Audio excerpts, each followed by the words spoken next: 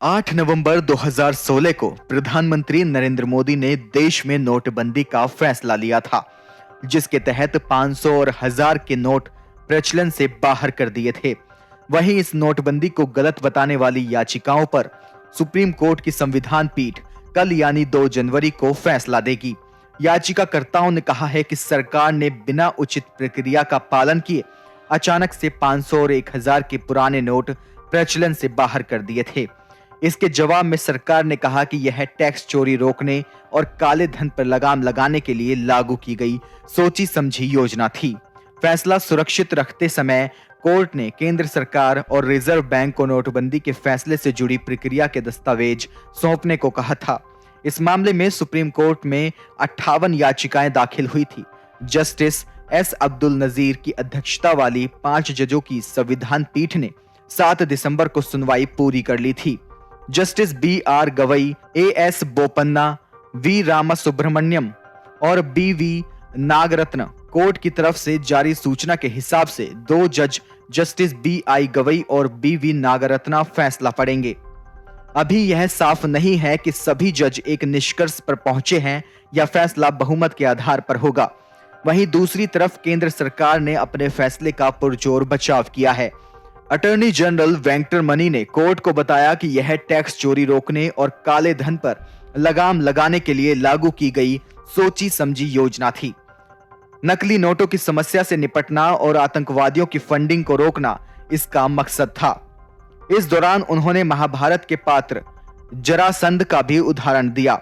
उन्होंने कहा कि जिस तरह जरासंध को चीर कर 2 टुकड़ों में फेंका गया था, उसी तरह इन समस्याओं के 2 टुकड़े किए जाना जरूरी था। केंद्र सरकार ने यह बताया कि reserve bank of India act 1934 के तहत रिजर्व बैंक और सरकार के पास किसी करेंसी नोट को वापस लेने का फैसला लेने का अधिकार है। नोटबंदी के कुछ समय के बाद संसद ने भी specified bank notes section of liability act 2017 पारित कर इसको मंजूरी दी। ऐसे में यह नहीं कहा जा सकता कि नियमों का पालन किए बिना नोटबंदी को लागू किया गया था। रिजर्व बैंक के लिए पेश वरिष्ठ वकील ने कहा कि यह एक आर्थिक निर्णय था, इसकी कोर्ट में समीक्षा नहीं हो सकती। यह एक नीतिगत फैसला था, जिस पर उन्होंने यह भी कहा कि इस फैसले से लोगों को शुरुआती दिक्कतें हुई, लेकिन इसका मकसद देश को मजबूत करना था। याचिकाकर्ता पक्ष की तरफ से सबसे पहले वरिष्ठ वकील चिदंबरम ने बहस की थी। उन्होंने कहा कि सरकार ने नोटबंदी के फैसले से पहले की प्रक्रिया की ठीक से जानकारी नहीं दी है। ना तो 7 नवंबर 2016 को सरकार की तरफ से रिजर्व बैंक को भेजी चिट्ठी रिकॉर्ड पर रखी गई है, ना ही यह बताया गया है कि रिजर्व बैंक की सेंट्रल बोर्ड की बैठक में क्या चर्चा हुई। 8 नवंबर को लिया गया कैबिनेट का फैसला भी कोर्ट में नहीं रखा गया है। चिदंबरम ने यह दलील भी दी कि यह फैसला आरबीआई एक्ट 1934 के प्रावधानों के मुताबिक नहीं था। इस एक्ट की धारा 26(2) कहती है कि नोट वापस लेने से पहले लोगों को सूचना दी जानी चाहिए, लेकिन यहाँ पर ऐलान के तुरंत बाद देश की 86% मुद्रा अमान्य करार कर दी गई। इससे लोगों को व्यापार और रोजगार का भारी संकट उठाना पड़ा। उनके मौलिक और संवैधानिक अधिकारों का भी हनन हुआ है।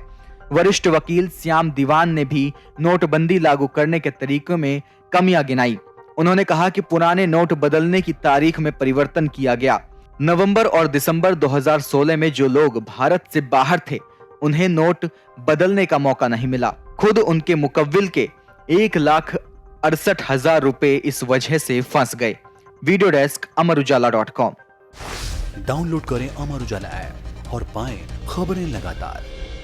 अगर आप ये वीडियो YouTube पर देख रहे हैं तो हमारे चैनल को सब्सक्राइब करें और बेल आइकन को दबाना ना भूलें। अगर आप Facebook पर ये वीडियो देख रहे हैं तो हमारे पेज को लाइक करें।